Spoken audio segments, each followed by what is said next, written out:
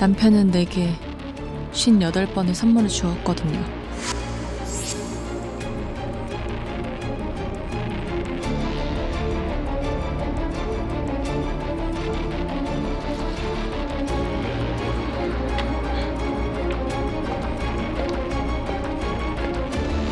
갖고 싶은 물건을 살 때의 그 쾌감은 이루 말할 수가 없어요. 이런 쾌감을 만끽할 수 있게 해준 남편이 더 이상 세상에 없다는 게 조금 아쉽긴 하네요.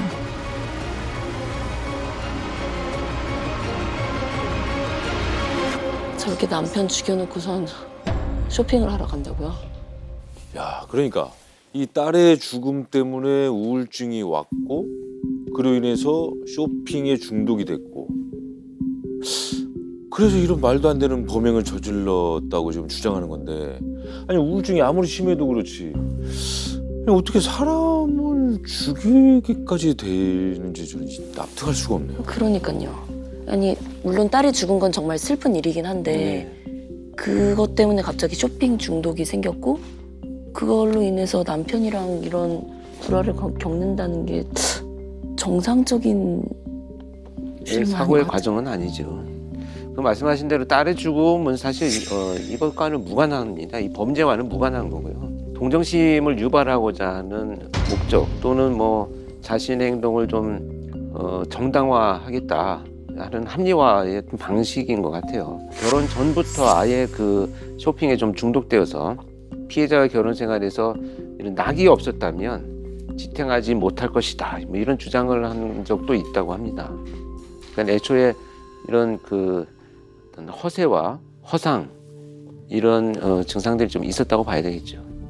사실 그 이 엄 씨는 실제로 돈에 대해서 집착이 좀 강했다고 해요. 그 경찰 조사에 따르면은 엄 씨가 집에 있는 장롱에다가 보험금으로 탄 그 금액들을 현찰로 이렇게 몇백 몇천씩을 쌓아놓고 있었다고 합니다. 그리고 또 주변 사람들, 뭐 피고인의 가족이라든지 주변 인물들한테 들어봐도 지나치게 사치스러웠다라고 증언들을 했습니다. 그런 거를 봐도 대단히 소비 습관이 좀 낭비벽이 심했다라는 걸 알 수 있고요. 피고인 집에서 파출부로 일을 한 Q는 피고인이 꽃게가 먹고 싶으면 반드시 그것을 사다가 요리해서 먹고 사고 싶은 옷이 있으면 가격이 비싸도 반드시 구입하였으며 인류 갑부처럼 돈을 쓰고 일주일에 적어도 6번 정도는 10시경부터 19시경까지 외출하여 주로 쇼핑이나 찜질 등을 하였다고 진술하였다.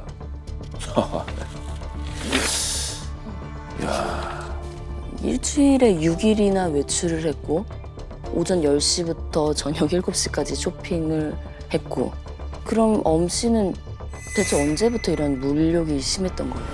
고등학교 때 학교 그 급부 친구의 돈을 이렇게 절도를 한 적이 또 있었고요. 졸업 직후에 이제 남편을 만났잖아요. 어린 나이에 만나서 첫살림이 친정에서 했다고 해요. 그 엄 씨 아버지가 돌아가시면 그 유산을 몰래 이렇게 좀 통장에서 인출하거나 아니면 어머니의 돈과 폐물을 훔쳤다 뭐 그런 일이 있었다고 합니다. 야, 아버지 유산까지 손을 댄 거면 이게 아무리 돈에 좀 미쳤다고 해도 이건 야, 이게 가능한 건가요, 이게? 이 엄 씨를 조금 더 들여다 보면요, 이 엄 씨 같은 경우에는 사람을 인격체로 보는 것이 아니라 자기 목적을 이루기 위한 도구로 사용을 하는 유형의 범죄인 거죠. 허세와 또는 어떤 낭비벽 이런 자신을 치장하는 데 집중하는 이런 엄 씨한테 2억 8천만 원 이런 큰 돈을 안겨준 남편이 세상을 이제 떠나게 됩니다. 자, 그 다음은 또 어떻게 됐을까요? 뭐 저 정도면은 일단은 못 끊을 거 같아요. 그렇죠. 그쵸? 네. 그쵸. 그렇죠. 네. 끊을 수가 없을 저렇게 것 같아요. 무력이 심한 사람이 그 어떤 돈벌이의 어떤 대상이 없어졌다고 네. 치면은 다른 어떤 또 대상은 물색을 했을 것 같은데요. 자, 그래서 엄 씨는 그야말로 다들 추측을 하고 계신 것처럼 다른 범행 대상을 찾습니다.